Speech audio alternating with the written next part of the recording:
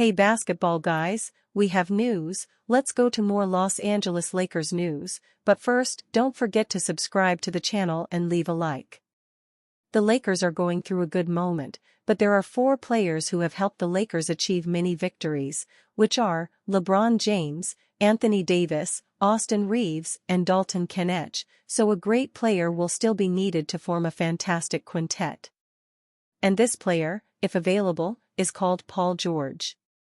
Would this business be impossible? Of course not. The Lakers just need to give up 4 players and some picks, and they will form a super team. How would this negotiation be carried out?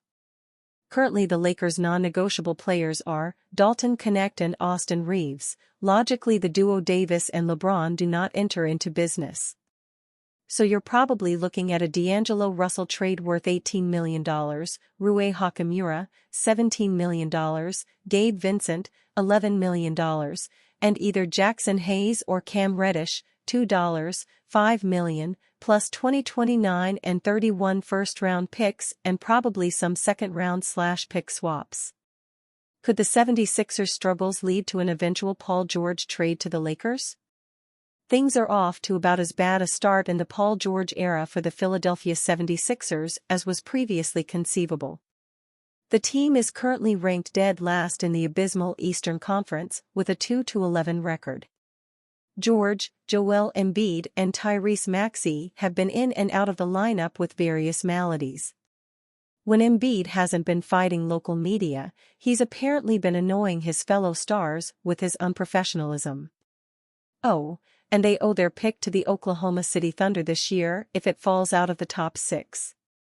So, what happens if Philly decides to protect that pick by embracing the tank? It is the organization that patented the process in the first place, after all. Should the Los Angeles Lakers kick the tires on any of the stars who have put the Sixers in this predicament? If Philadelphia does blow it up, and the Lakers make a couple of calls, Embiid doesn't make much sense because Anthony Davis is just better. Maxey is almost certainly off the table entirely because of his age and rapid ascent. Which leaves Paul George.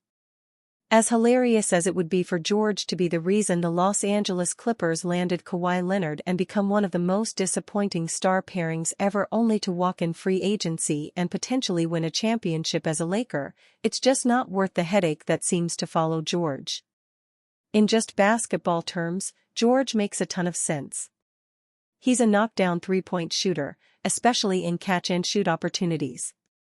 He can handle the ball, too, which helps when either Davis or LeBron James is off the floor. Athletically, he's still got enough in the tank to defend well, too. In theory, it's perfect. But that's the thing with George, isn't it? In theory, he's a fantastic basketball player, easily talented enough to be considered a cornerstone of any franchise. The reality of Paul George is very different. As the Indiana Pacers, Oklahoma City Thunder, Clippers and, now hilariously quickly, the Sixers have found out, there's something missing with him when it comes to actually upholding a winning culture. And if things aren't working out, it's only a matter of time until he starts looking for the next opportunity to fall well short of expectations. It's always just a matter of time until he has one of those memeable postseason moments he's become a little too famous for over the years. In Los Angeles, George made roster request after roster request and played only 30 or so more games as a Clipper than Leonard did, even with Leonard missing an entire season to a torn ACL. By the time George left as a free agent, he was saying publicly how disinterested he was in doing the little things any longer and aired all the dirty laundry about the negotiations between him and the Clippers that led to his departure. It's just hard to confidently put your trust in George, whose list of injuries is only challenged by the list of weird departures. There's also the matter of what it would cost the Lakers to even try to acquire George and how complicated doing so would be in Rob Pelinka's apron world. For starters, they'd have to send out enough to match George's deal this year, which sits at $49.2 million. Because of how close the Lakers are to the second apron, they would need to match it essentially dollar for dollar, while also leaving some wiggle room to sign players into the roster spots left by the guys Rob Pelinka would send out. Without getting too deep into the weeds, the Lakers and Sixers both sit right up against the second apron, which means they'd both have to trade almost dollar for dollar to make the trade work under the CBA, let alone find a combination of assets both teams would agree to under those parameters.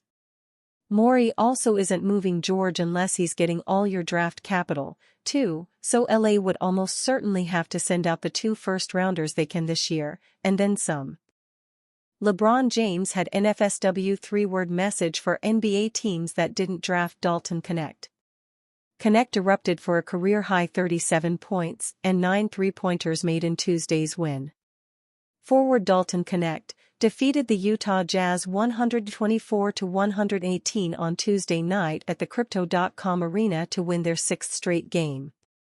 And Lakers superstar forward LeBron James had a simple, expletive-laden message for the 16 NBA teams that passed on Knecht, who poured in a career-high 37 points and drained 9 three-pointers, tying the single-game NBA rookie record in the group play game victory. They, the Lakers front office, didn't find DK, Lakers guard Dalton Knecht. The other 16 teams effed it up, James said with a wry smile. Anybody watch him? They just didn't fuck it up. You don't find a SEC Player of the Year. Knecht, 23, was selected by Los Angeles with the 17th pick in the 2024 NBA Draft this past June on the heels of a season that saw him average 21.7 points and 2.6 made threes per game for the Volunteers, earning first-team All-America status, winning the SEC scoring title, and, as James mentioned, being named the SEC Player of the Year. Knecht has been much more aggressive in looking for his shot during the past 4 games, as he's averaged 24.2 points and 5.2 made triples per game, shooting 54% from the field or better in each contest. But Tuesday's performance was Knecht's best as a pro, and even featured a throwback celebration to an iconic moment involving 6-time NBA champion and Naismith Memorial Basketball Hall of Famer Michael Jordan. Knecht, during a red-hot third quarter that saw him drain 6 attempts from beyond the arc, hit the signature Jordan shrug. Rui Hachimura was talking to me about I need to get a 3-point celebration, Knecht said. I didn't know what to do. So, I just gave the shrug. And James, an avid fan of Knecht's at Tennessee, could only shrug when asked what he sees from his Lakers teammate now. I don't know, James said. The same I said last year. Everybody on the internet call me a liar all the time. They say I lie about every FING thing. So, what am I now? I've been said it. I watched Tennessee a lot. I did not think he was going to fall to us. I thought it would be impossible. I have no idea how it happened. But very grateful and very happy that he's here. I knew exactly what we was getting when he fell to 17. Lakers rookie Dalton Knecht hits 9 three-pointers in another outstanding perimeter performance. Dalton Knecht could only shrug when he buried his 4th consecutive three-pointer and sent the Los Angeles Lakers' entire arena into a frenzy. That was a very specific shrug by the Lakers rookie, however, the one made famous by Michael Jordan in the 1992 NBA Finals after a legendary 3-point flurry. Rui Hachimura was talking to me about how I need to get a 3-point celebration, Knecht said. I didn't know what to do, so I just gave the shrug.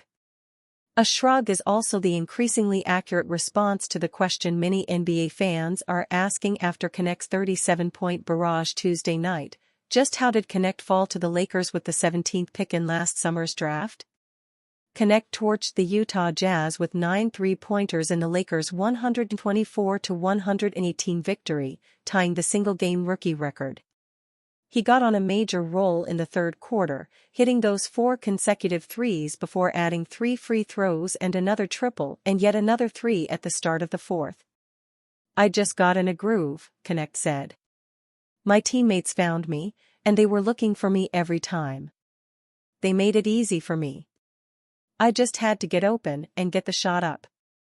Connect scored 21 points in the third quarter, and he had 21 consecutive points for the Lakers spanning the third and fourth. Although he didn't score again, he had staked Los Angeles to a lead that proved insurmountable with the latest demonstration of his formidable shooting skill. "He was phenomenal tonight," Anthony Davis said. "When you're hot like that, he's special to watch. Anytime he's shooting the ball like that, it definitely gives us energy." Connect moved into the Lakers' starting lineup 4 games ago, and he has been outstanding in his increased role. He is averaging 24.3 points per game while going an astonishing 21 for 31 on three-pointers.